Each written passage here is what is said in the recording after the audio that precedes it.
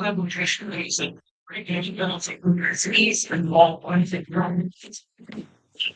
What's happening, everybody? We are live from Raiders headquarters today on obviously a pretty busy day. Pete Carroll was relieved as head coach, and there's a press conference coming up at 2 o'clock. I'll be part of the team that anchors that at Raiders Roundtable. That will be on the Raiders YouTube channel. And a lot to cover today. Thank you. A lot to cover today. So breaking news, Pete Carroll is out. Raiders beat Kansas City. Raiders get the number one pick in the draft, which is pretty strong for those who wanted the number one pick. You got it.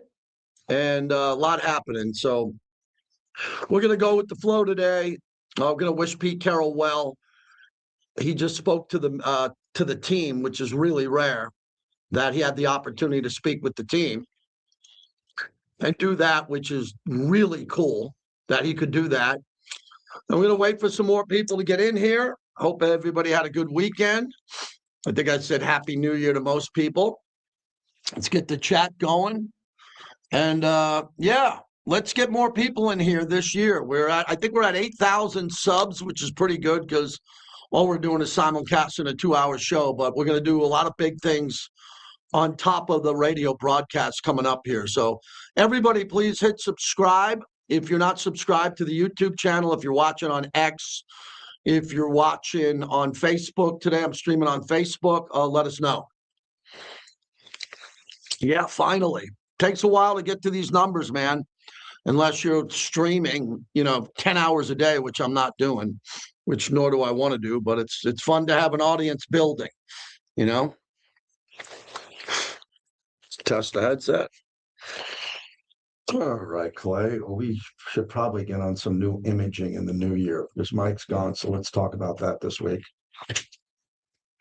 Because everything with Pete, we got to scrub.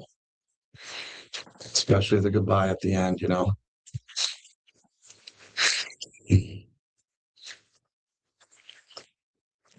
So, yeah, Fernando, you guys all love Mendoza. You think you do. And then if Dante Moore outplays him this weekend, what are you going to say? What happens if Dante Moore throws for 460 yards? You're gonna flip on that? I don't know who's going to be the number one pick. We'll find out. Nice move, Cisco. Good luck, Pete. Yeah, we should all wish Pete Carroll good luck on the way out and wish him well. That's what we do here. Pete was good to us. He sat down in the studio every week, and he was really cool about it. So didn't work out.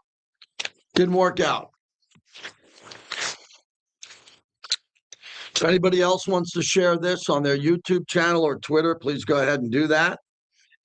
And we'll get ready to go. All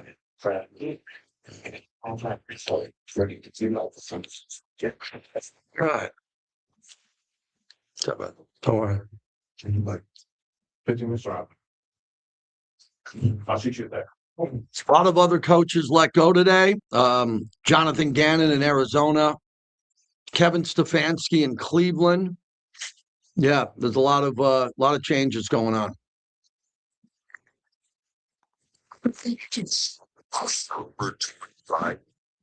I'm loving it. My job tremendously easy to be out here with these young, talented players, man. I think we have a really good team. I'm super excited. I'm already loving this fan base. Something about fun. And here's JT the Red. Under the gate, JT live from Raiders headquarters, special edition. Normally we are not here on a Monday, but breaking news with the Raiders. Pete Carroll was relieved as head coach of the Silver and Black. Press conference at 2 o'clock Pacific time today, led by John Spytek, the GM of the team. Tom Brady is in the building. Mark Davis is in the building. And big changes with the Silver and Black. Welcome into the show. Hope everybody had a good weekend. Hope everybody enjoyed the Raiders win against Kansas City, as the Raiders also secured the number one pick in the draft, the number one pick overall, and beat Kansas City to stop a couple of streaks. A big losing streak in the AFC West.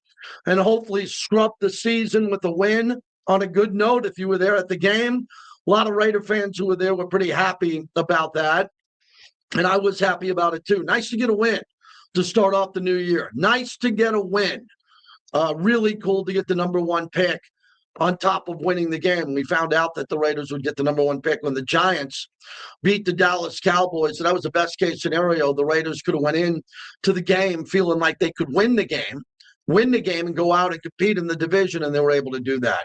Let me just tell you something you don't know already. Pete Carroll just spoke to the team, which is very rare in NFL history that a departing coach gets to speak with the team. You're the first to hear about this. So Pete Carroll just addressed the Raider players who are highly emotional. Pete gave them words of wisdom on the way out. The players love Pete Carroll. We wish Pete Carroll well. Players got emotional, were able to hug Pete Carroll. And Pete Carroll was able to leave the Raiders after he's not retained by talking to his team, and his players got to show emotion with him. I think that's fantastic. I think that's really good that happened and it ended this way because, look, Pete had a shot here. It didn't work. It didn't work out, and I think you wish Pete Carroll well, like we've had with all other coaches in the past. I never imagined that Pete Carroll would be a head coach for 1 year with this proud organization, but it didn't work. The Raiders tried to go out there and make a big-time hire. Pete Carroll is a big-time hire. It didn't work out, and Mark Davis decided to move on. And now Tom Brady and John Spytek, with the announcement of Mark Davis, going to turn it over to them to hire the next coach, and we'll see what happens here. We're not doing the show today to predict the next coach. We're not doing that today. We're going to have a press conference. I'm going to wait for the GM to speak. But I think today is an opportunity for you to call in, if you'd like to, and talk about the future direction of the Raiders, because this time it's got to work. We've said that before. I've sat here and said the identical thing. This time it has to work. This will be my 16th coach with the Raiders, 16th in my 28 years with the team. And it's hard. And all the coaches that I've worked with, all of them were exceptional to me and my family. They're head coaches in the NFL. They're the cream of the crop. Not many people get to be a head coach of an NFL team, especially the Raiders. And the ones who were here gave it their best shot. If it didn't work, we wished them well. Some went on to other forms of success. Others came back to the organization, and we'll see what happens going forward here. But there's going to be probably the biggest offseason in Raider history. I repeat, in the history of the Raiders, before Al Davis was brought in 1963, and Al Davis is a coach, a general manager, a commissioner, framed this franchise as the team of the decades, went into the Hall of Fame as one of the great Hall of Famers, and had a lot of success with the Raiders. 5 Super Bowls, winning 3. Some of the greatest players in NFL history have played for this organization in the biggest games, but the rut and the slump with this team over 20 years now needs to be fixed. So they got to get it right. They got to get it right this time. I know I sound like a broken record, but it's got to get right this time, because now you have the assets to get it done.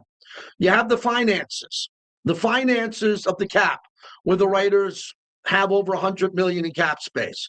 You have the picks. You have the number 1 pick overall, which better be a great pick.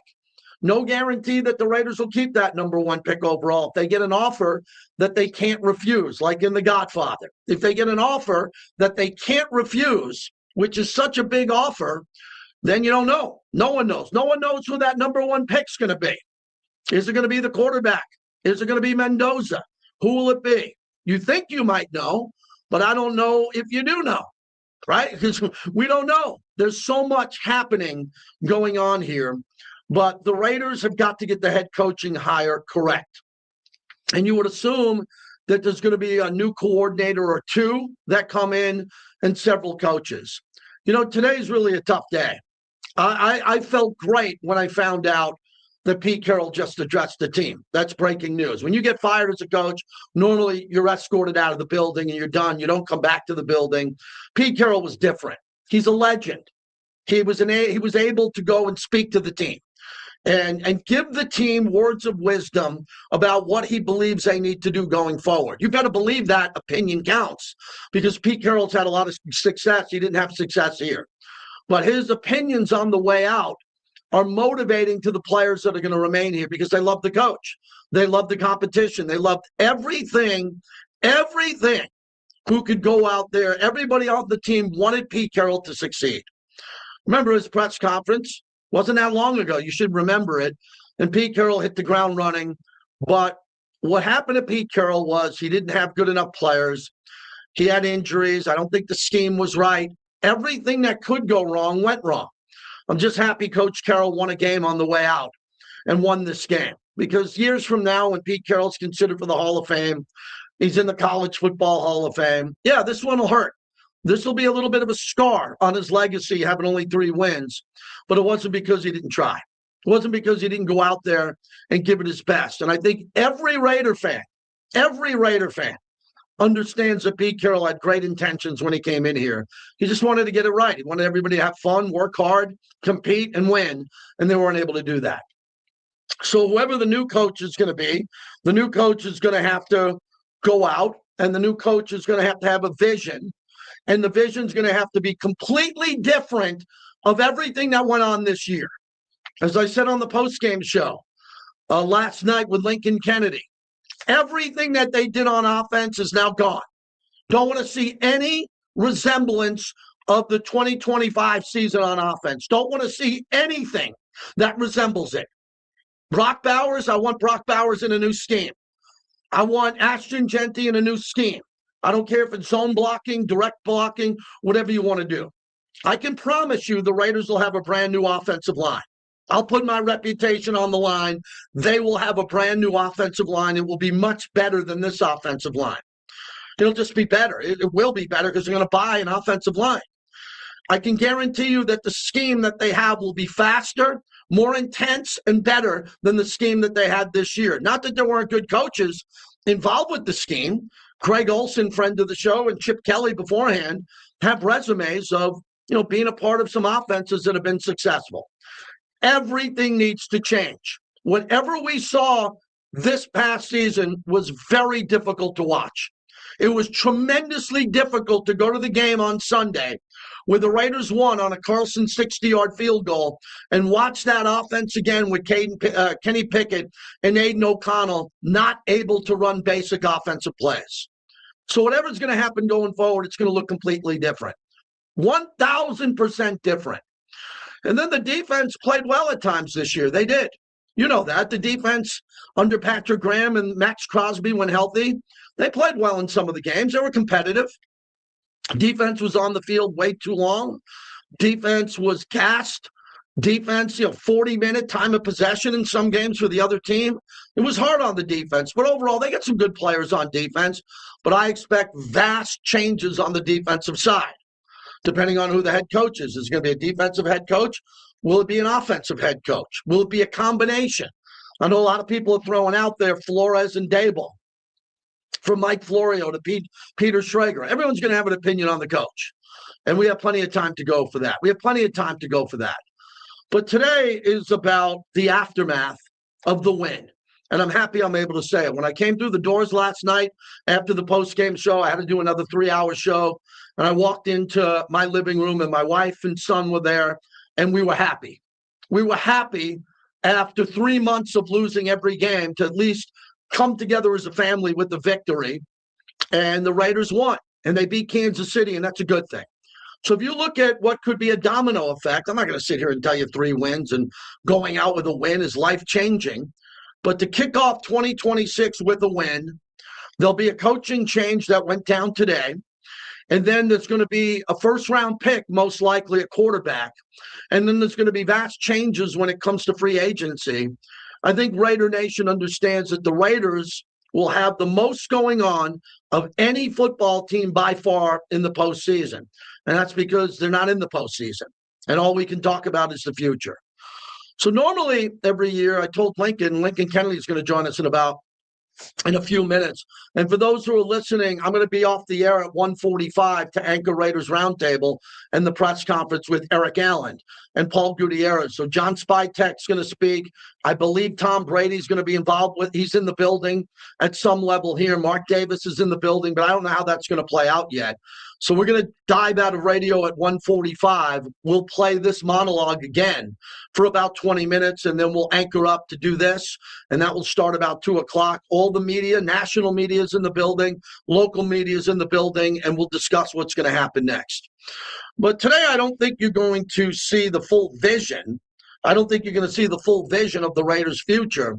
But I think you saw a little bit of it with Mark Davis and his statement here as he turns this over to Tom Brady and John Spytek to make the decisions going forward and to find the right coach and to do what they're going to do. So that's it. What they're going to do is what they want to do, not what you want to do, but you are fans and your voice matters. I've always told you that. I'm just a fan behind the microphone. But Spytek and Tom Brady are going to be able to make their decisions via Mark Davis's permission and go out and make the best decision for the organization. And they got to get it right. They just got to get it right. And it's got to be a really big decision. It's got to be bold. And everything's got to change around here. And if they're able to hit that home run, then we can put the last 20 years behind us. There's been great memories over 20 years. Big moments, but not enough. Not enough championship moments and playoff moments. And that's got to stop now. Everybody that I talk to, and I know that you're aware that we have some of the best insiders who join me. We try to put out a great show every time we're on this platform. I've spoke to them all, nationally, locally, the media here. No one expected a 3-win team. Nobody. Everybody thought that the Raiders could win anywhere from 7 to 9 games, be on the verge of the playoffs, get things going in the right direction. And then hopefully if they got things going in the right direction, taking steps to be a perennial playoff team. Now they have to start from the back, end. Now, as you know, I am not a believer in rebuilding. Never have been a fan of rebuilding. That to me is gutless. I don't rebuild anything in life unless you tear down a house after a hurricane. As I say, you don't go to Brock Bowers' agent and mom, and you don't go to Ashton Genty's military parents and say, we're rebuilding. You don't. Then you should have never drafted those guys. Okay, you don't have to rebuild. This organization doesn't have to rebuild. They have to reload. Okay, that's what they have to do. Now, do they have to reload with more players than other teams? Yeah, they really do. So you can frame that as a rebuild all you want. But I choose to say that the Raiders can have a season. The Jaguars had 4 wins. Look at the Jaguars' record. The Patriots were 4 wins. Look at their record. Okay, they didn't go to their best players and say, we're rebuilding. They reloaded. And now they went from 4 wins to 12 or 13. Look at what Sean Payton's done with the Denver Broncos. We beat them 8 in a row. They never won in Las Vegas until 2 years ago. They didn't rebuild. They got Bo Nix. They got Bo Nix, and they got some good players on the defensive side of the ball, and now they have the bye week and the number 1 seed overall. That's how you do it. I'm not saying the Raiders are going to be able to do it automatically, but they're going to take steps in the right direction. And they're going to have the ability to do it because the Raiders have a lot of resources to be successful. They have arguably, along with Dallas, the best headquarters in the world when it comes to sports. Yes. They have a revenue-generating stadium that brings in a tremendous amount of revenue that could be used for football. Correct? Yeah, that's what they've been doing. They just haven't picked the right players. But they're not the Cincinnati Bengals that have no money. I mean, they have the money that's split amongst the NFL, but there are owners around this league who don't want to spend the money that Mark Davis spends. Mark Davis says, do what you need to do. Let me know. And he gets out of the way and gives them the resources. Now, for those who are saying the Raiders don't have patience because they're firing all their coaches, every coach who got fired recently deserved to get fired, in my opinion, other than John Gruden, who didn't get fired. He resigned because of what happened and the hit on him from the Daniel Snyder emails that were leaked to the Wall Street Journal and forced him out of the NFL. Okay? So that's fact there. Other than that, and Rich Bisaccia clearly could have been retained. Rich Bisaccia could have been retained after his interim year because Rich Bisaccia helped the team get to the playoffs. And if you would have brought back Rich Bisaccia for a 2-year deal or whatever, I would have had no problem with that. But if you get an opportunity in the league and you don't win and you win 2 or 3 games, you're going to get fired. Jonathan Gannon out. Kevin Stefanski out. Raheem Morris out. Tennessee now looking for a head coach. And maybe more to come. This is a business. It's a hard business. It's a really hard business.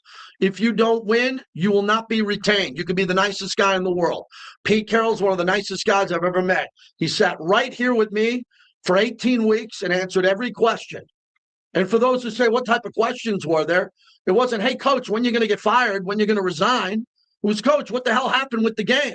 How come you couldn't sustain the offense? How come the offensive line broke down? Why didn't Geno have a good game? And he answered it all. I wasn't an adversary to the coaches here when we're in the building. We try to figure out what they're doing. And for the coaches recently, they've tried. They've given their best shot. Pete Carroll's a workaholic. And Pete Carroll was in a situation where he clearly wanted to be the answer to this long term. He clearly wanted to be the answer to this thing long term, and he wasn't able to get it done. So what do you want to do? Do you want to hate Pete Carroll? Why would you do that? He just spoke to the team. And the team got up and hugged him one by one. The team loved him. They feel bad. The teammates on this team feel like they let Pete Carroll down. They wanted to win. It's a combination of everything. So with everything that's happening here today, your opinion matters. It's going to be a really active offseason. We're going to have a lot to talk about. You should be talking about this around the clock. And hopefully Raider fans can come together this offseason for the number one pick in the draft, welcome in the new head coach and the coaches that are going to come. I will tell you this much when it comes to exactly what I think of days like today. I hate days like today. Hate them. I hate when coaches lose their job, because when a head coach loses their job, the majority of the other coaches lose their jobs. The majority of the other coaches got to go back to their wife and kid and say, my boss just got fired. I'm not going to be back. And for a guy like Pete Carroll, who's probably not going to be a head coach in the next cycle, if he wants to and he is, I think that'd be great. There's a lot of coaches who are in the building that are not going to be back. And they have families, and they want to continue to coach. So it's not something we celebrate. We don't go, yay, man, like 17 coaches are getting fired today. It's not how I do it. You thank them and you say, man, good meeting you, great relationships, hope everything works out well. And then for my career, for almost 30 years, I bump into all these coaches at the Super Bowl, Radio Row, out in a restaurant, and it's always about the relationship. How'd you look each other in the eye? How'd you treat each other? You all wanted to win. Just win, baby. And everybody takes their best shot. You know, there's a lot of problems in the world, right? There's a lot going on in the world. You don't ever have to shed a tear for a coach who's going to get a buyout. And I don't know what Pete Carroll's going to get on the way outside the door. But they're all going to be fine. They're all going to get other jobs. It's a fraternity. They all hire each other. They all get jobs. They all try to stay in the game, and they all make a tremendous amount of money. So there are much bigger problems in the world than these coaches. Most of them leave with multi-million-dollar homes, packed 401ks, and enough money for a generation behind them to live off that money. But it's about the relationships. And for me, I don't think Pete Carroll was treated fairly by a lot of people. I'm not talking in this building. I'm talking outside the building. I think a lot of people were really hard on Pete Carroll because he lost all these games and they made it personal. It's really hard. You should look yourself in the mirror. If you were going to mock Pete Carroll at 74 years old and make fun of a guy who's arguably more successful than anyone you've ever met in your life, and to take shots at him and make it personal, I find that repulsive. You all know that Pete Carroll's a great guy. So on a day like today, maybe you can take some of those derogatory memes down and mocking him down and scrub it and say, hey, coach, thanks for being the coach of the Raiders. It didn't work. I wish you well. Then you can evaluate yourself in life when you fail in life and you lose a job. Or you have to go back to your wife and kids and say, hey, we got to move. It's over today. It didn't work out. And no one's sitting there with you putting up memes and making fun of you with songs and parody accounts and all that. They're just saying, wow, man, I didn't know you lost your job. You're moving on today. Where you going? And everybody moves on. Everybody's got more important things to do. Got to put food on the table. You got to have a job. You got to have an income. You got to have health care. You got to take care of your family. So for Pete Carroll, Pete Carroll's given 50 plus years to this game. He was an icon in college football, multiple championships. He coached in 2 Super Bowls, won 2 NFC championship games, got a chip and a Lombardi trophy. He had an impact on a lot of the coaches you saw coach this week who are in the playoffs. Several coaches that are coaching in the playoffs are under the Pete Carroll tree. You can't forget about that. So to Pete Carroll, if I don't get a chance to see him today, I'll see him again down the road, and I'll remember the friendship and the relationship. I mean, we didn't go out to dinner. There's been other coaches. I've been to their homes. I've traveled. I've been to dinners with them. Pete Carroll was busy while he was here. He was working hard. He was trying to win. It didn't work. Now we got to find the next guy and the next coach is where it's going to work. And if it works, I think the Raiders can hopefully have a quicker turnaround than expected. I mean, it can't get worse than this. I don't think the Raiders are going to go from 3 wins to 2 or 1. They're going to get the number 1 pick in the draft. They're going to bring in a lot of free agents, a lot of them. Hopefully they hit on a couple of draft picks who are starters. And then hopefully they retain some of their players who are worth retaining, who have been developed and are on the right path. That's what this is all about. But today is a tough day.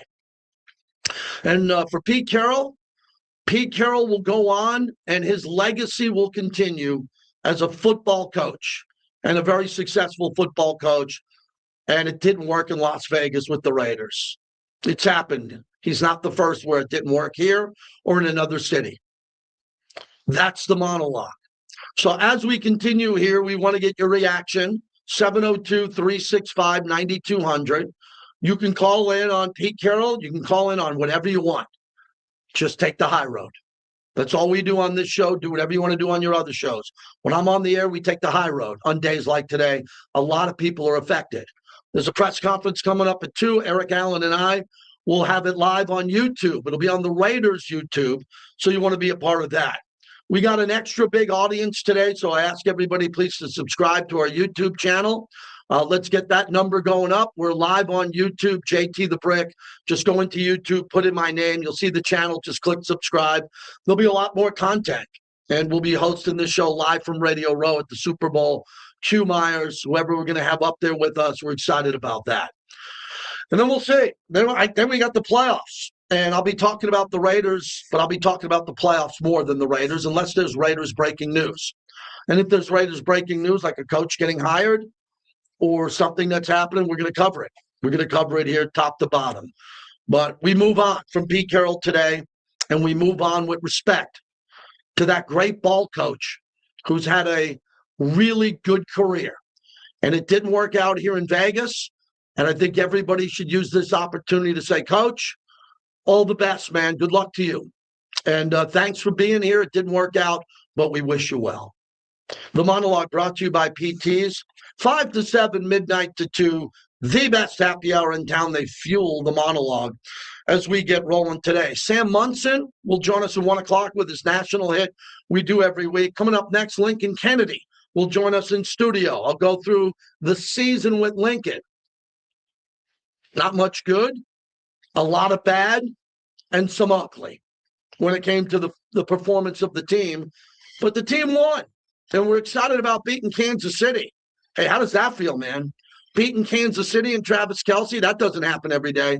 We'll also take advantage of that on Raider Nation Radio. All right. What's it?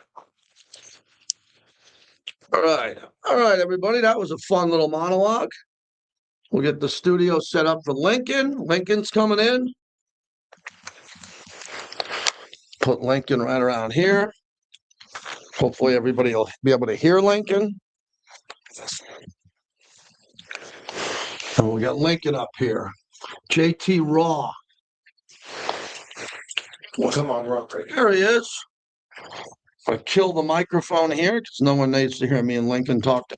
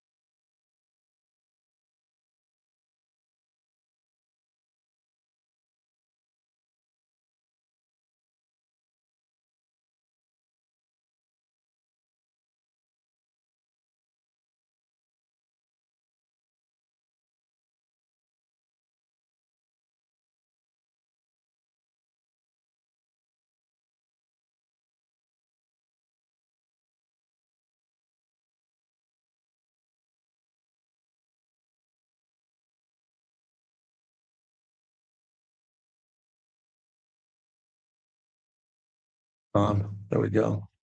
So, yeah, when we got to the Pittsburgh game and Aaron Rodgers made that great touchdown pass the minute to go, first thing I said was, where's the kick return going to be? Great kick return. Yeah. Then that likely catch on fourth down when he went up the ladder. Yeah, no doubt. Ball game. Yeah. Get the kicker out. Yeah, exactly. And the kicker pushes it wide. I mean, I busted out hysterically. We had some fans there at the restaurant watching the game, and they were both for Baltimore and Pittsburgh. And so I was like, nobody wants to win this game. Yeah. No one wanted to win the game yesterday, but Tomlin saves his job. I don't think he had to save it. He's 10-7. Right, That's good. Right. What about John Harbaugh? That's a big question. It's a big question. What about John Harbaugh? How about what have you done lately? Yeah. How about what's your past resume? Know about how good you've been. I mean, they're over the cap as much as they are spending money, but Hey, Pete Carroll's an example of that. Great legacy. It's about what have you done for me lately? Exactly right. All right. All right, Clay Lincoln's here. We're good to go.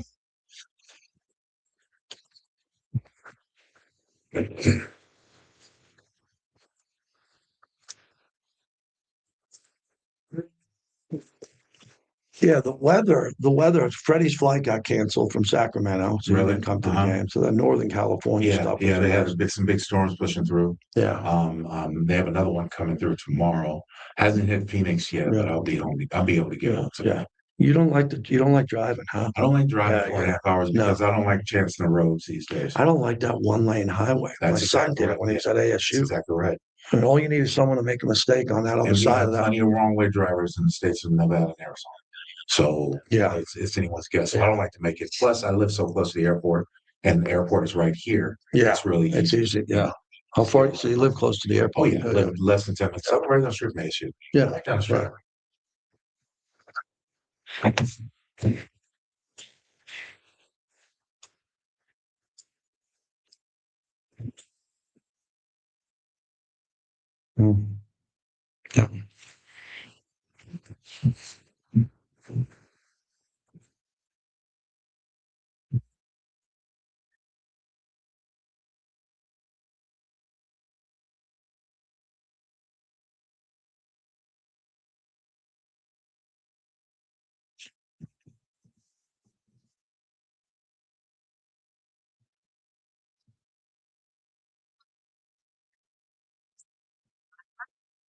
Nine.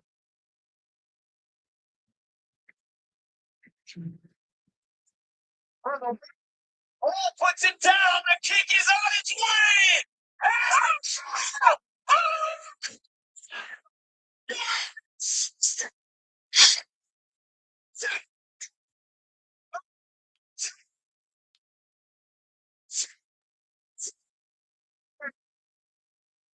It's Jason Horowitz on the call. Carlson wins with the 60-yarder. The great Lincoln Kennedy joins me. He'll be a part of our rundown that's coming up. There's a press conference at 2:00 today.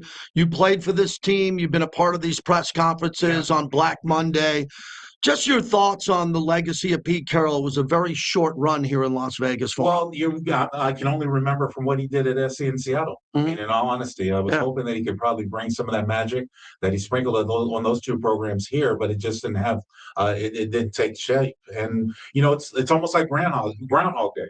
We've been here and done this now for quite some time, every year. So I'm hoping that the Raiders finally find a way to get away, right? It's been reported that John Spytek and Tom Brady are going to be involved in the next hiring. So I'm hoping that they get it right. And then the big question for me, JT, is do you go after what they try to do is they try to use an older established coach who had a presence, who had a resume, and do you go back to that?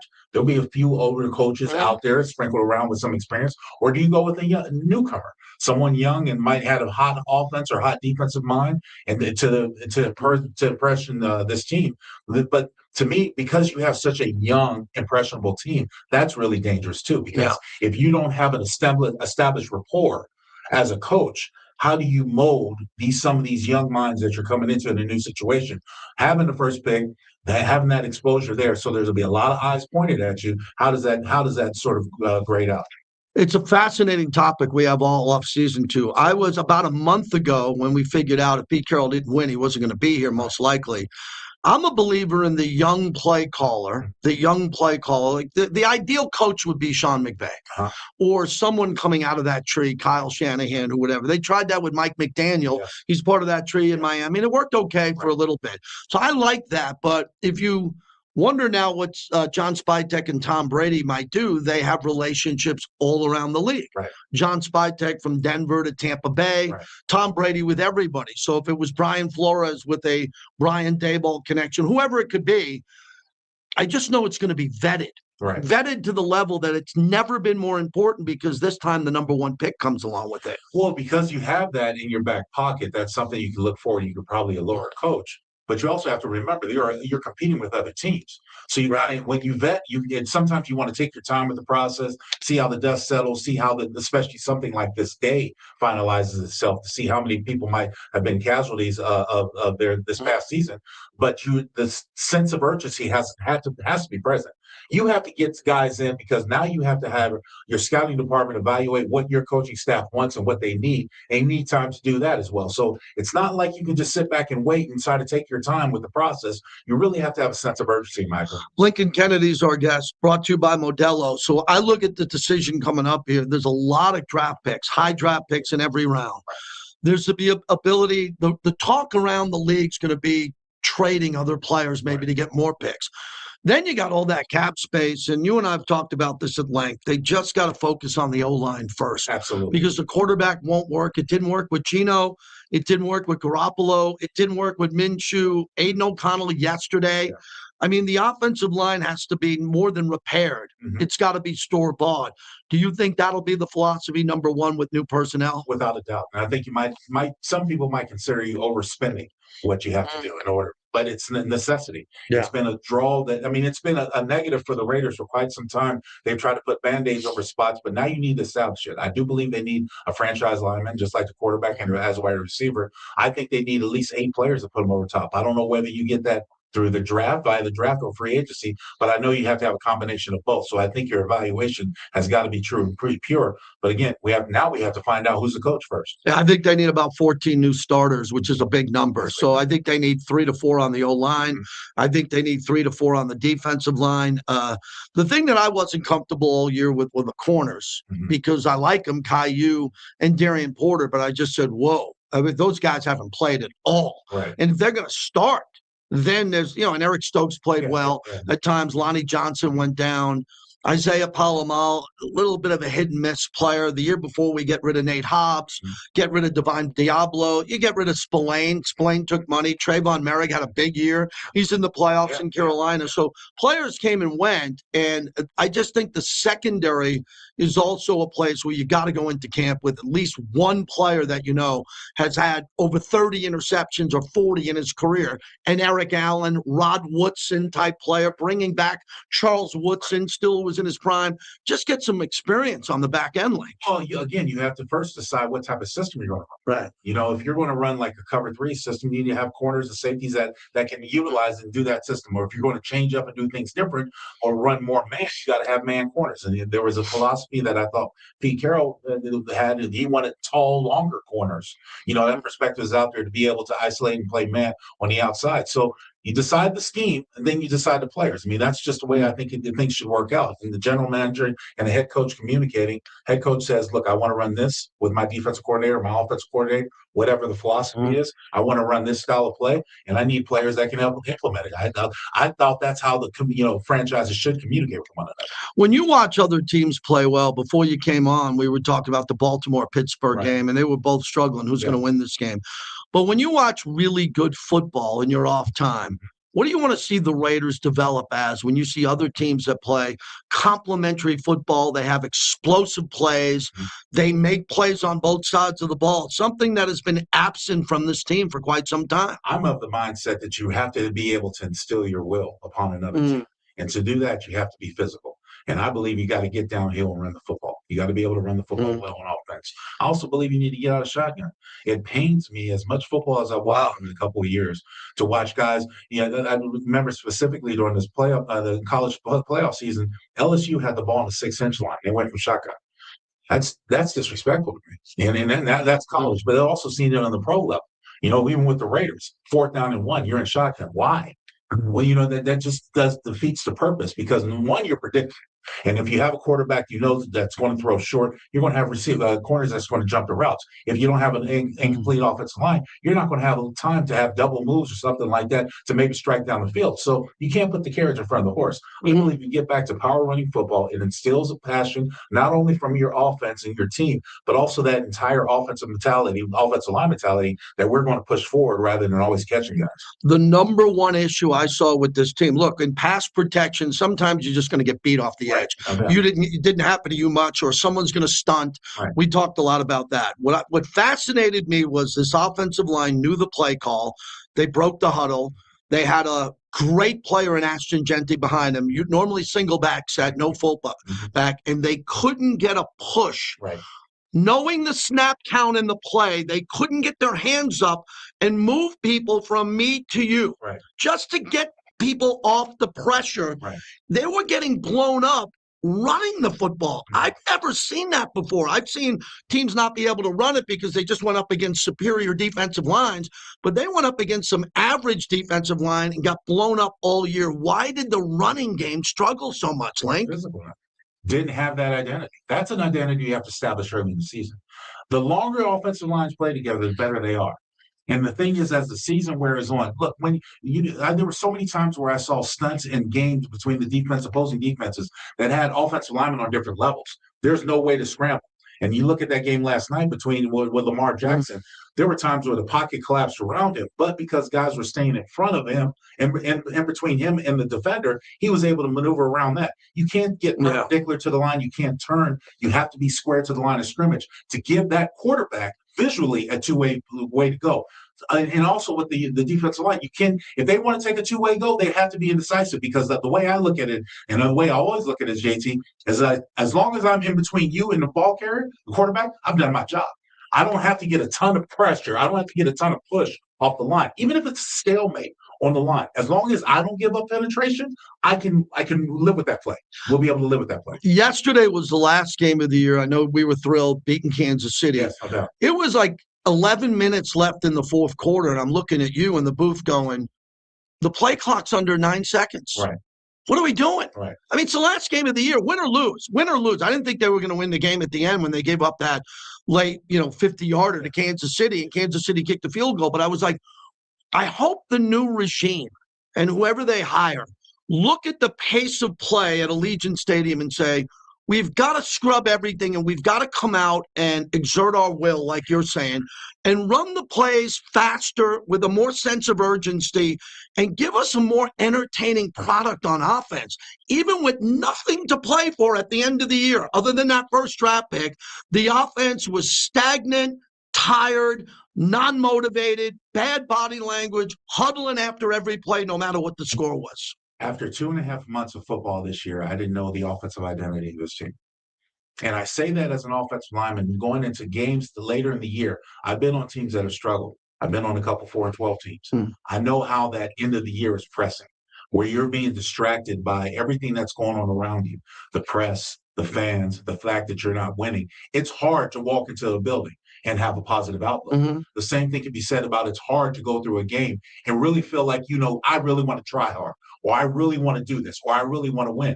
Because then, what always just blew my mind this season, every time the Raiders had a good play, the next play was a negative play. They get 3-yard plus, then they get a 5-yard loss, or they get a penalty, or then they get, no gain. The New York Giants game, they marched down the field, a 15-play drive, 65-yard drive, give a touchdown. I'm all about touchdowns rather than field goals. Next play happens, a kickoff return for a touchdown. That is deflating as a player. It's hard to get motivated to want to go out and push and do extra, or to have a gung-ho type of attitude when you've been defeated so many times over and over again. That's just mental. And that's why the mental is so important in this game. You have to keep confidence up as high as possible. Busy day for you again. No doubt. So we'll just Groundhog Day, here we go. just move the flight back. That's it. That's It's not like you're flying to New Jersey or Detroit. it's just an hour flight, but I still have to go to the airport and do all the Lincoln Kennedy, everybody. When we come back, Levi Edwards will join us in studio. We are brought to you by our great friends at M Resort, where Lincoln stays, the official hotel of the Silver and Black. Coming up next, Levi Edwards will join us. And remember, we got a press conference coming up at 2 o'clock. Special edition of Raiders Roundtable. Eric Allen, myself, Paul Gutierrez, Lincoln Kennedy as we continue on the flagship. Thanks, Link. See you in a bit. Anytime. You got it. As always. You got it. Yep.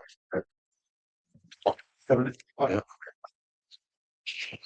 All right. What's up, chat? 1,112 people. That's a big number today. Facebook.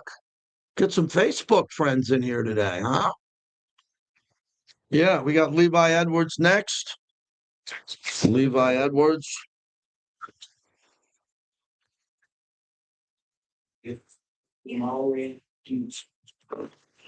All right, let's chat it up, chat. Yeah, the callers are going to be light today because we're busy here doing guests, but we'll have plenty of time to do that.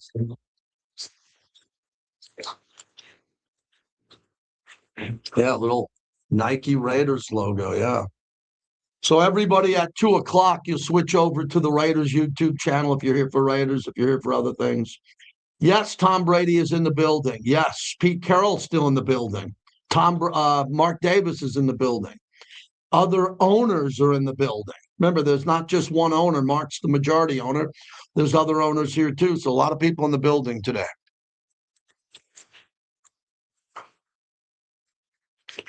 Any other breaking news? Did I miss anything? Is there any other firings? Let's go to Adam Schefter. Adam Schefter.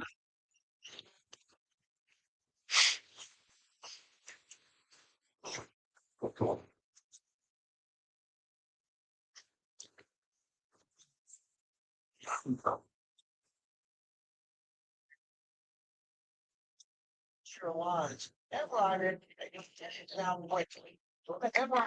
All right, everybody. Yeah, we got Levi in here. So what are we going to guess Levi's wearing today? Is it a Prince shirt? Is he wearing Prince, Cadillac? Let's all guess in the chat. What is Levi wearing as his shirt today? Michael Jackson. It could be Michael Jackson, man. Yeah. Could be Michael Jackson. It could be Michael Jackson. Yes. I don't know. I haven't seen him yet today. So let's see what we got.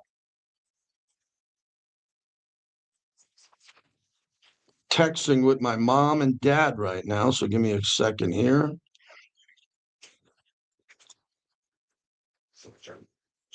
How's your mom doing? Sure, thanks. She is recovering from a stroke, but she's doing really well. She's doing a lot of rehab, which is nice.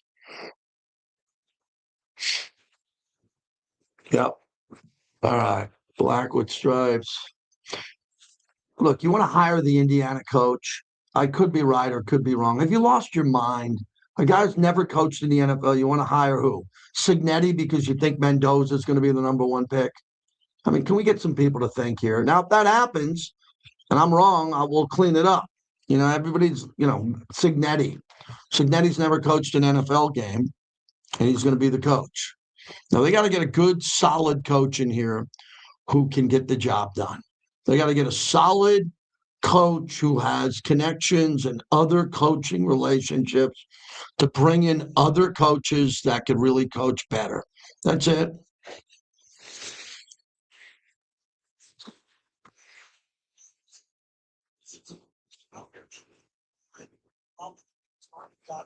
If you were injured in an accident, why would you want to yourself fight for the largest possible settlement in every case? So you come back to life. Hey, here comes Levi.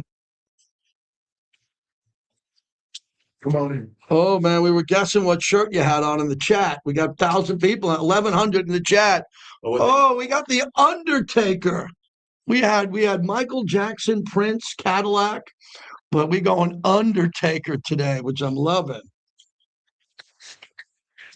Yes. Graphic design. Oh, not graphic design. Graphic t-shirt king right here. Yeah. All right. Is there a thing you want to hit on first? Let's just recap the season. Yeah. Okay. Yeah, no, wherever you want to go, I'm down. Yeah. Yeah. Levi, that's a good one. What a day for that shirt. Yeah, that's interesting. Oh, yeah. Levi brings in the Undertaker as we're getting rid of a coach, man. No funeral assumptions I was trying to make. I know you weren't trying to make it, but That's crazy. all right, Clay, get my ear with a minute to go at 55. The dead man. Sure.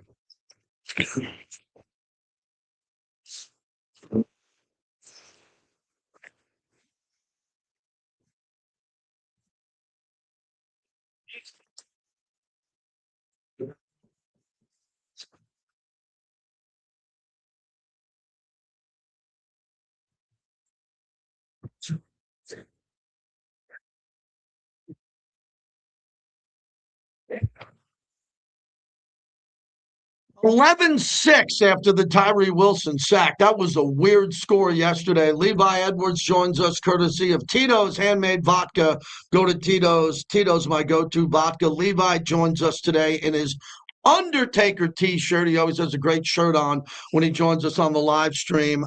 You walked out of the building yesterday. Well, first off, you put out before the game that the Giants won.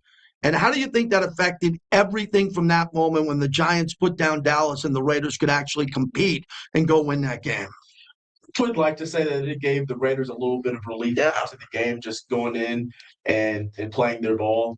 I will honestly say from the bottom of my heart, I think no matter if the Giants would have won or lost that game and the pick would have been on the line or not, I think the results would have still been the same either way.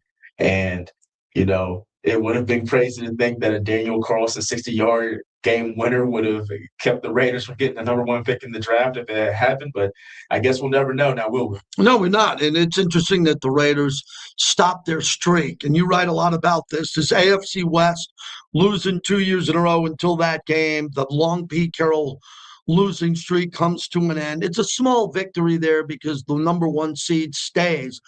But God, Levi, the team had to go out with a win. I wasn't in the locker room after the game. You're down there. Did you feel a sense of relief? Definitely a sense of relief, just a sense of, at the end of the day, no matter what the record is, these guys, they bust their ass for all these months and years of making sure that they put the best product on the field, and they just haven't done that this year. And to be able to not only put together a complete performance, but also the amount of guys that were able to get reps in that game. There were so many young guys that were able to step up and show I can be a pivotal part of this team moving forward. Guys like a Tonka Hemingway or JJ Pegues or a Tyree Wilson or even a Greedy Vance, like all these, Shedrick Jackson even got a catch. All these guys were able to come on the field and actually get reps and show like, hey, I'm fighting for my job. I want to stay here. And Caleb Rogers is going to add him in there as well. Like this is a franchise that definitely is going to have to move with their future because that's all they have is the future.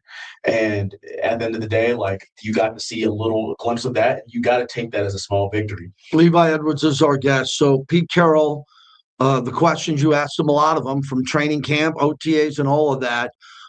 Just your opinion of Pete Carroll, the effort that he gave to this organization, how he wanted to win, it just didn't work out.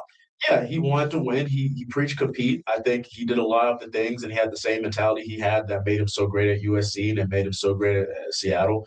And I think at the end of the day, I think he really wanted to win and he wanted to compete. And it was the lack of results has nothing to do with the lack of effort. At the end of the day, I think he just underestimated the talent that he had on this roster. I think he came in with his reputation and what he's done, and he just figured that he was going to be able to plug away and be able to get things going at super quick like he did in other places. And at the end of the day, he took over a 4-13 team.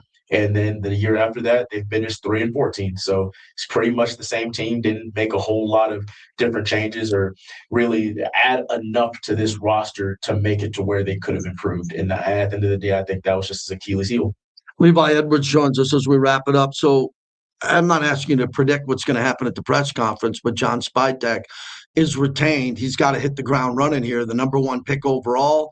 He's got to make a coaching hire. Tom Brady's going to have a big impact on all of that. So give us something coming up here in about an hour and 5-10 minutes here on what the message needs to be as the national media is here, also the local media. Well, I think he just needs to reassure that the process is going to be a very thorough process.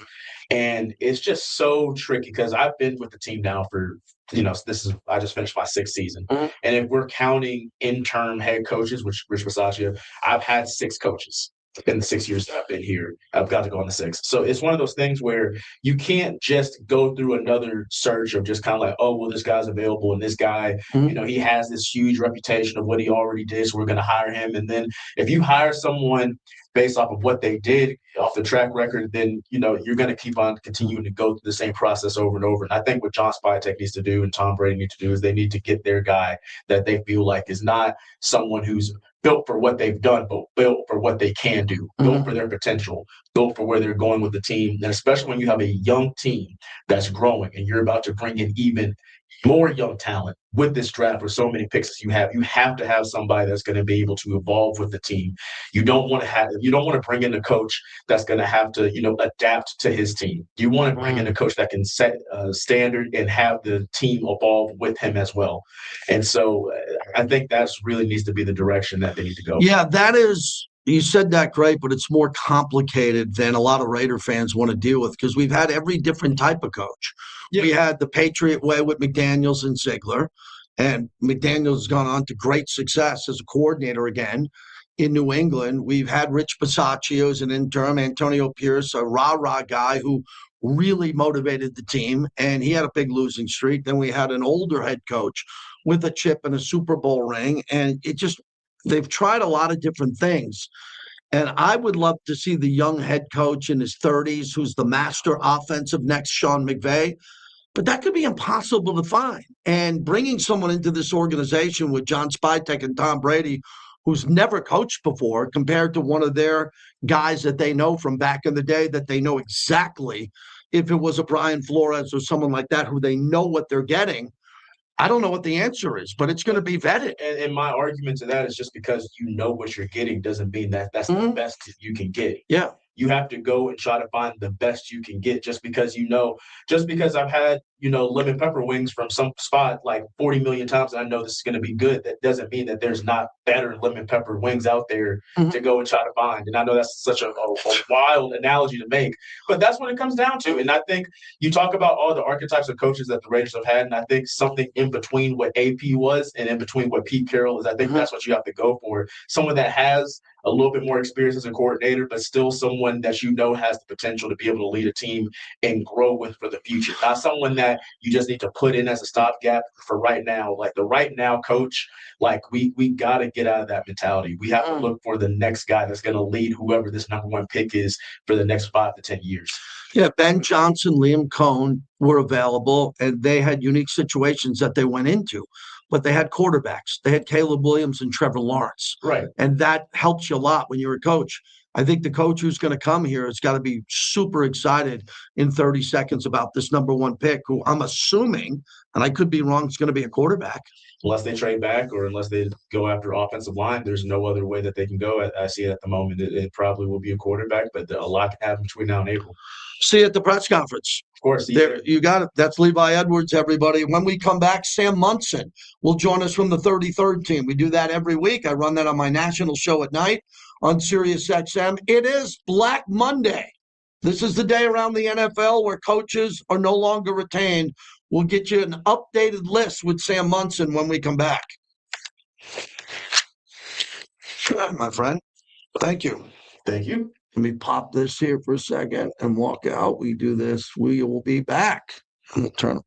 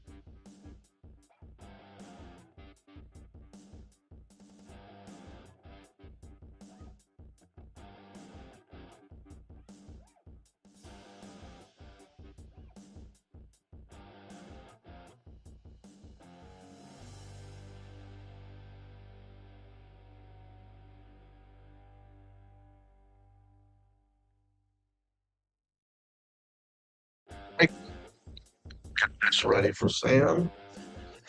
Let me do this. I'm going to put this here with this. Just going to get Sam on. The mic's on. We're all good. JT Raw. So we got 1,119 people watching this. All right, Clay, just get my ear when he's ready. Thank you.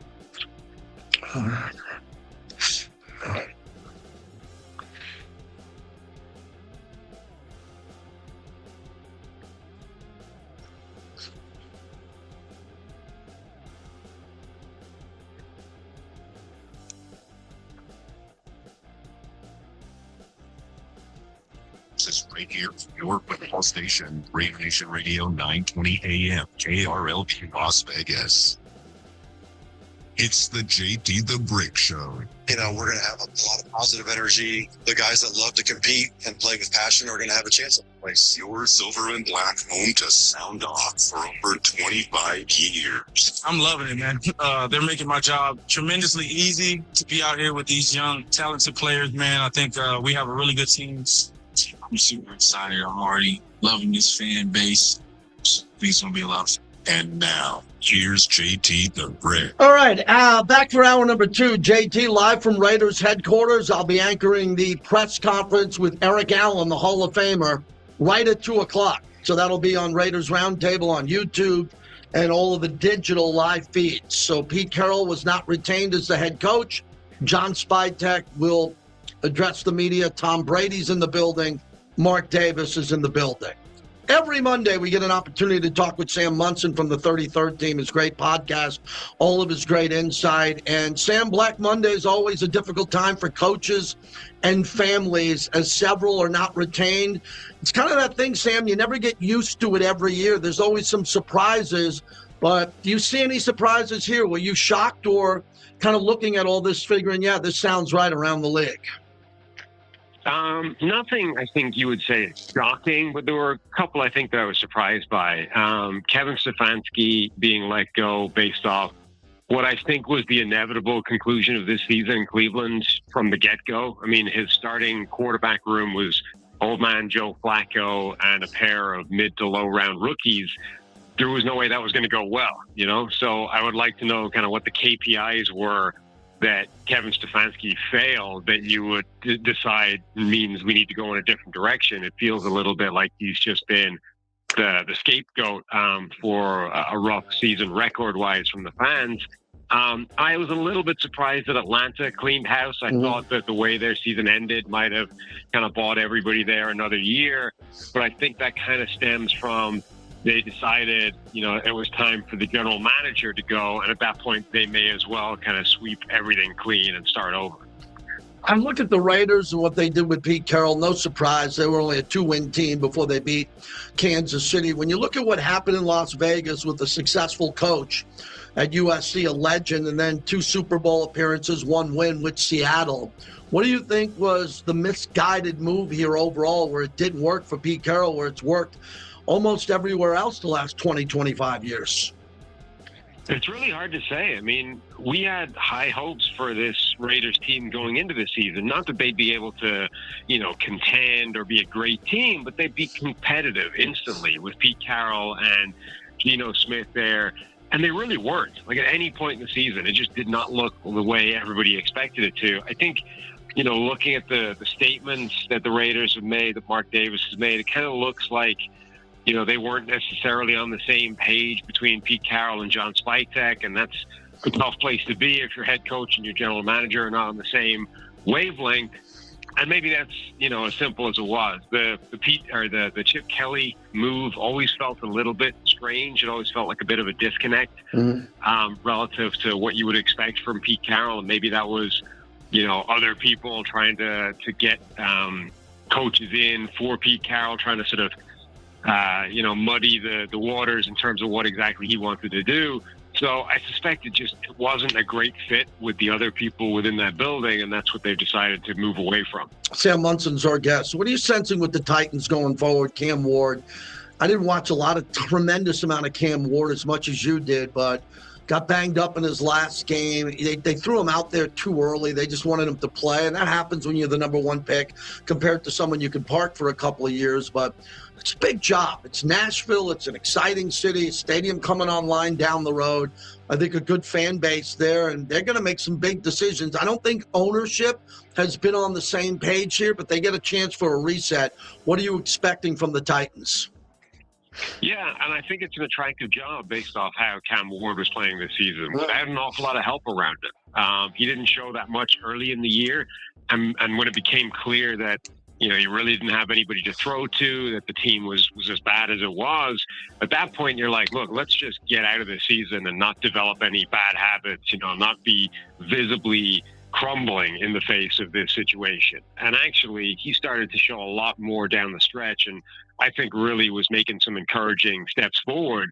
And I think that's hugely encouraging. Like, he didn't just survive the season. He actually did start to develop and get better despite the situation around him being as bad as it was. So with all those things you said, I think that becomes a very attractive job for a head coach who, wants to get in there and take this team where it can go with Cam Ward at the helm. Sam Mson's our guest. Jonathan Gannon in Arizona. Not only is that a difficult spot going forward, two-part question, the future of Kyler Murray. I think he's played his last game there, and they're in the NFC West, and they got to compete with the Niners in Seattle and what we're seeing with the Rams. So they try to get someone in the NFC West from another team that knows the personnel and the schemes there. How do they get it going again in Arizona with what they have? Yeah, that's a really big part, I think, of where their struggles are, because I actually think Jonathan Gannon is a pretty good coach, but it's getting harder and harder to defend his record, and a big part of that is the division he's in. It's a brutal division, and so you're going to lose a lot of games because you got three teams in that division that are 12-plus win teams this season, so there's not an awful lot left for the Cardinals. But, yeah, I think that's a tough spot. Kyler Murray, he's a unique quarterback, and I think, unfortunately, multiple coaches have now had a swing at trying to craft a unique offense for him and not been able to make it work, not been able to consistently keep him at a high level of play that he's capable of in individual games, that he's capable of on, a little mini run, but doesn't seem to be able to sustain it for the entire season. And I think that's a tough spot to be in. Everyone wants a coach who will adapt his system to the players that he has, but that has limits. When you have to create an entire custom bespoke offense just around your quarterback and the unique ways that he plays the game, inevitably you run into a problem of there's a limit to the efficiency that can have. And, there was a tension there when Russell Wilson was at the peak of his powers in Seattle and people wanted the offense to look differently. It was leaving some meat on the bone. And I think that's going to be the case for quarterbacks to play the game in a unique style, the way Kyler Murray has to. And nobody's yet been able to quite figure out what that needs to look like. So I agree with you. I think his time there is probably done. But that means they don't have a quarterback. I mean, Jacoby Brissett was a fun story. It is a capable backup and even a decent starter, but he's not the guy you want long term. So that leaves this team in a brutal division, arguably without a quarterback. Sam Mson joins us. So what do you think of John Harbaugh? Lamar got him into field goal range, likely made a great catch, and I didn't think whoever lost that game was going to be in trouble, especially Tomlin. But a lot of fans were wondering, hey, do we need a new, fresh perspective? Tomlin's set now 10-7, a home playoff game. He's always good. What do you think the path looks like for John Harbaugh and Lamar Jackson going forward? It was a strange season for the Ravens because they were just never anything like the team they were supposed to be heading into the year. We expected them to be one of the contenders this season. They looked like they had one of the best rosters in football heading into the year, and it just never played like that, start to finish. They had no pass rush. Their offensive line wasn't as good as it's been in the past. Their receiving core was a bit of a weakness. The secondary was a mess. They could only put Kyle Hamilton in one spot, and they needed him in like 3 or 4 different spots in the back end. So it just never came together. And Lamar Jackson was playing hurt for most of the year. I think both, John Harbaugh's got enough of a track record of doing a good job and putting together a good football team that I think you can kind of give them a down year and say, look, next season they'll be back. They'll be looking good again. They'll probably be contending again. But I think him, Mike Tomlin, all these coaches that have been around for a long time, and it's the length of time between now and when they last won their championship is getting longer, you get into that territory of, has it just grown stale? Do we need to just make a change, freshen it up, try and get go in a new direction? And I think that's going to be the case every year that they disappoint. Oh, go look at what Sam and Steve did on their YouTube channel. NFL head coaches being let go, fired, instant reaction on top of their award-winning podcast. So as you look at the path going forward with Zach Taylor in Cincinnati after they signed the receivers, Burrow, talking about a weird year. Those press conferences should be a Netflix documentary, and the last one, they're bizarre. And they decided Mike Brown to keep what they want to go forward with the head coach and the GM going forward. Do you agree with that? I think you could definitely argue that Zach Taylor's record with Joe Burrow as a starting quarterback is definitely a disappointment. And I think most franchises would have gone in a different direction at this point. It's tough because, if you read the statement that Mike Brown put out, it is reasonable. It is measured. It is sort of saying, look, these guys have both shown in the past that they're capable of building a team that can go to a Super Bowl. And they were very close to winning that Super Bowl as well. It's not like they were outclassed once they got there. So it is a reasonable approach to say, I know the results this year have been bad and they fell short of expectations, but we believe these are the guys that can put it back together again and build that thing again.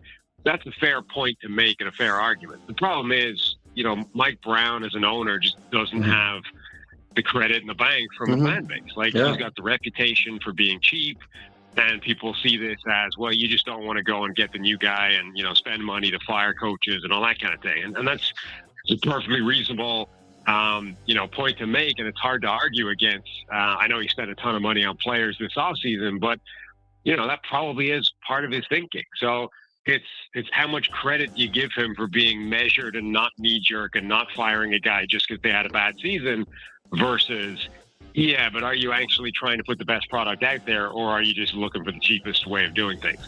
Sam, with the remaining moments we have, I just want to get some leans for you in these games. Steelers hosting the Texans. Texans now have the best defense. I don't know if their offense could get rolling, and Aaron Rodgers has got time to prepare for this Houston team. Who do you like in that one?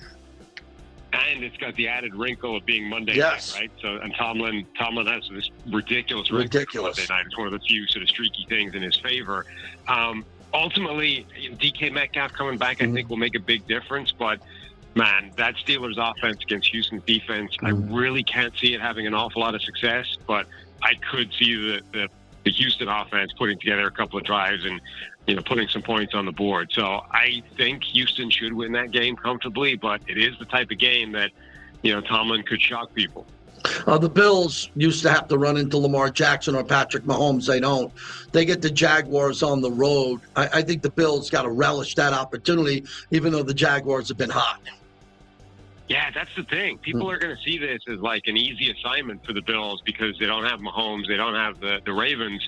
I think the Jags are as good as anybody right now. This is a tough place to go. This is a tough game for them. And, it wouldn't shock me if they won, if they beat the Jags and they advanced in the next round. It also wouldn't shock me if they got beat handily by a Jacksonville team that I think really is playing the best football in the NFL at the moment. Patriots take on the Chargers at home. The Chargers offensive line hasn't been right for a while. They shut down Justin Herbert. Do you give the Chargers much of a shot? They got a sneaky history with the Patriots, going back to Belichick back in the day with the Chargers. I like this game a lot here. Both these teams know each other. The Patriots the favorite.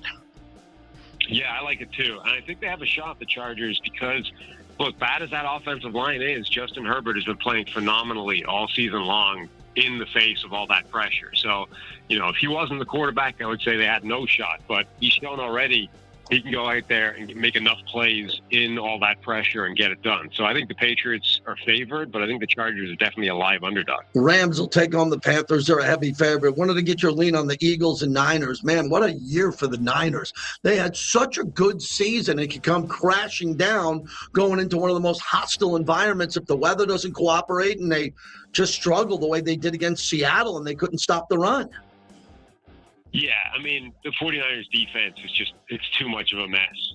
Okay. You know, and I'm really, from when they lost Fred Warner, Nick Bosa, I've been saying that's them done, but it isn't. I mean, they've kept going. Their offense in almost all their games, Seattle did a great job against it, but basically everybody else has not been able to stop that offense at all. So, you know, they can win games where they're just one-sided and putting all the points up on offense and the defense clinging on.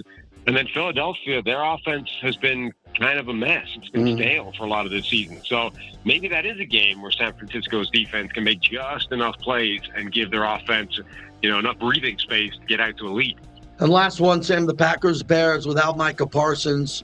It's too big of a loss for me to think. They rested everybody, and the Bears, I mean, the Bears have come this far to get a home playoff game and maybe two. Who do you like in that one? Yeah, I mean, look at the two previous games between these two teams. They've come down to the final play with Caleb Williams both times. One of them went Green Bay's way, one of them went Chicago's way. So I think that's what we're going to get again. It's going to be a razor's edge game, and it's going to come down to the final outing. It's going to come down to whoever's got the ball last and one or two plays in either direction. It's the Check the Mic podcast, all at the 33rd team. Sam Mson every Monday. Take care, Sam. We'll talk to you next week. Anytime. Take it easy. Sam Mson, always a good guest. We get him on every Monday, and I'm excited about that. So I'm at Raiders headquarters here.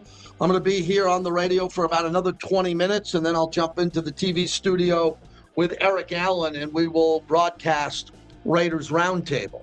And from what they're telling us, we're going to go live at 1:45 on the Raiders YouTube channel, and then we're going to wait for the press conference. We'll throw it down to the press conference. We'll wait for John Spytek to speak, and then afterwards they'll come back to us for some analysis. And that's what we're doing here. You know, there's a lot of things happening, and it's all fluid.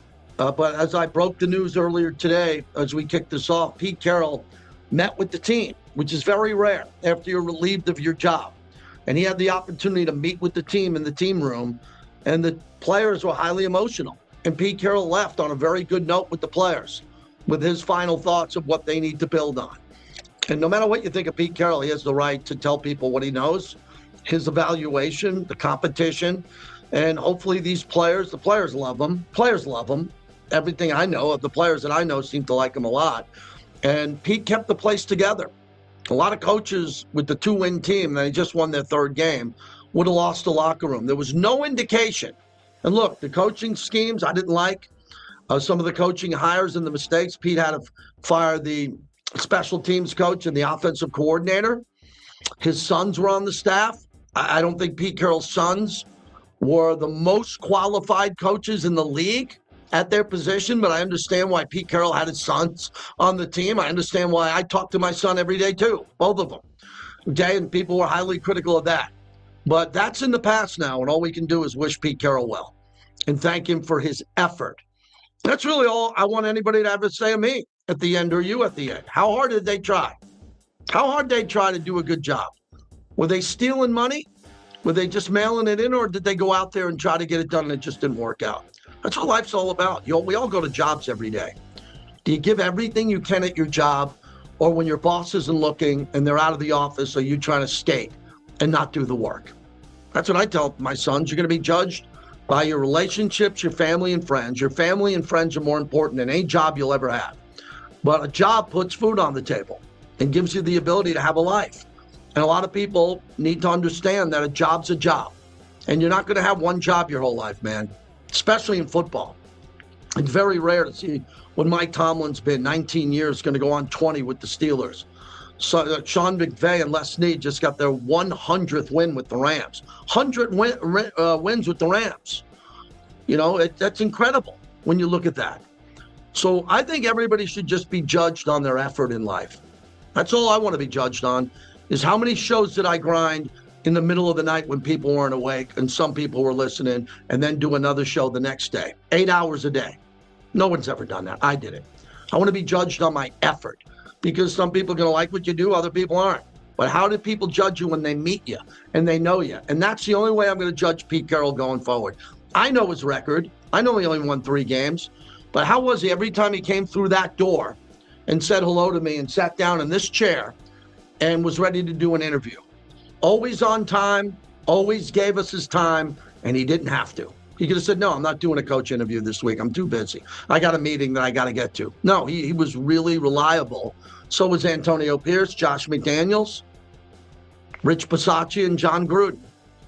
And I just don't want to see another coach lose their job again. I hope that they get the right coach in here, and that coach has a job with the Raiders for 8 to 10 to 12 years and has multiple trips to the playoffs and a Super Bowl win.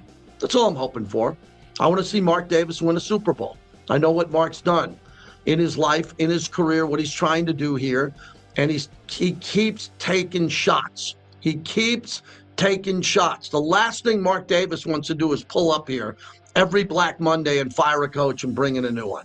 He doesn't want to do that. He just wants to get it right. And when he doesn't get it right, he tries to fix it. And they're doing it again. But this time, with the power of John Spytek, who was retained, and Tom Brady. And we'll see. For everybody who's here is talking about other coaches, I'm going to wait on the other coaches until we hire a coach. I'll have speculation, and you callers can call in on who you want for the coach. Let's get to the press conference at 2 o'clock before we start guessing on who the new coach is going to be. Robert in Portland, if he's still there. Robert, how are you? Hi, GT. You've dealt with this before. We respect your opinion. But I had to bring up one point. When Jacoby Myers requested a trade right off the bat on September 3rd, I had a gut feeling that, it wasn't going to be like what you just diagnosed a year ago in Costa Mesa, but I was worried about why a guy, would do like what Adams did and request a trade right off the bat. And he did it because, of course, his salary hadn't been set, future contract. But I didn't like that. But the biggest indictment against Pete and Spytek was the fact that they didn't correct the offensive line. And all of us talked about that, including yourself. But we all had faith that he would get that right. But as the season went on, his son coached that offensive line. I think what just happened was, Spytek was under a tremendous amount of pressure to get the right players aboard. And I think he'll be even under more pressure to have a hell of a draft this year. And then we'll see who he hires as the next coach. But my question to you is, Spytek could be gone a year from now if they fail getting the right guys. So what coach do you bring aboard that could withstand Spytek's exit? I know that's a puzzling question, but I had to ask. I don't know. I don't know John Spytek very well. I've met him a handful of times. He's going to speak today. He gets his opportunity, thanks for the call, to make his bold decision on the coach, along with Tom Brady. I would think Tom Brady would have more impact on that, but he has a lot of respect for John Spytek. They go back to their college days of being together and what they were able to do at Michigan and Tampa Bay. But look, I don't know how much longer John Spytek and Mark Davis has talked about how long he's going to be here or not. He's got to win just like all the other GMs. You get evaluated as a GM and a coach by your win-loss record. And he has an opportunity now, without Pete Carroll here, to bring in someone that's more of his decision than a decision. It's easy to bring in Pete Carroll. He's a legend. It's easy to bring in Bill Parcells over the years. It'll be easy if the Giants want to hire Mike McCarthy, right? The former Packer head coach has been very successful. It's an easy decision. The tough decisions are when you bring in someone like Liam Cohn, or you're able to bring in someone like McDonald in Seattle, when you go get guys that no one's ever heard of, other than just, people around the league who know the coaches inside out and the assistants. I don't know what's going to happen here. I'm at a point now in my career here where I want to watch, get you the information I can get and hear from you. Because I know that they don't bring me in the room to make the coaching decision, or do they bring you in. But we get to react to it and have strong opinions. And I think this is going to be, as I said, I was just telling Angelo and everybody else, this is the most important Raider offseason in my time here. I don't know one that's even as close because of the number one pick. If the Raiders had the 6th pick or the 9th pick and they needed a coach, I'd be like, oh, we've been there, done that a bunch. No, we haven't been there, done that with the first pick. You got to go back to Al Davis and Jamarcus Russell. And that pick was the right pick at the time. The right pick was easily Jamarcus Russell. 10 teams would have taken him number 1, and 10 teams would have taken him number 2. Jamarcus Russell was a much easier pick than Mendoza or Moore. Jamarcus Russell was a hell of a player at LSU. He was great. There was no debate. Just like I said with Ryan Leaf. and Peyton Manning. It was 49-51. Peyton Manning didn't win the Heisman. Ryan Leaf arguably outplayed him his senior year. People are like, I don't know. I like Ryan Leaf. He's got a big arm. Peyton Manning. It was, I guess, Peyton Manning. I thought Andrew Luck was a lock. And I will tell you this. There is no one this dumb on planet Earth that doesn't realize that Arch Manning's going number one a year after this. If you don't think Arch Manning's going number one, please get out of football. As a fan, don't go to a sports bar. You'll be thrown out.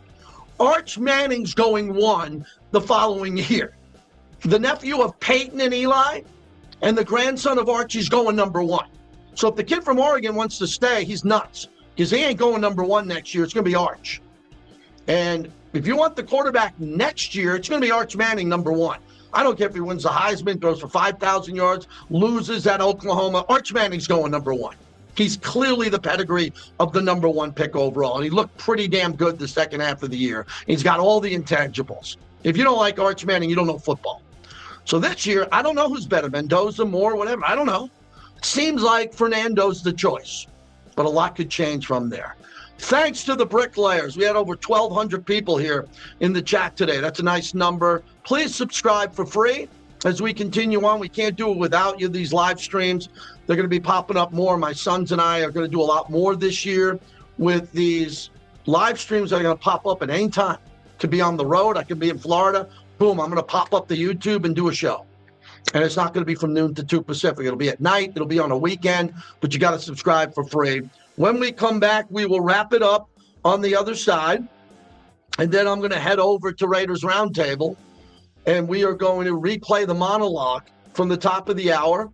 And then Q's going to go live on all of his platforms. So we got a lot happening today. It's just beginning. The press conference from the Raiders is coming up at the top of the hour. So what are we doing here, Clay? One second. Water? Water? Oh, I'm good. Thank you, everybody. Go to the Raiders. Go to the Raiders YouTube channel here in 15 minutes, and I'll be live with Eric Allen. Thanks so much for today.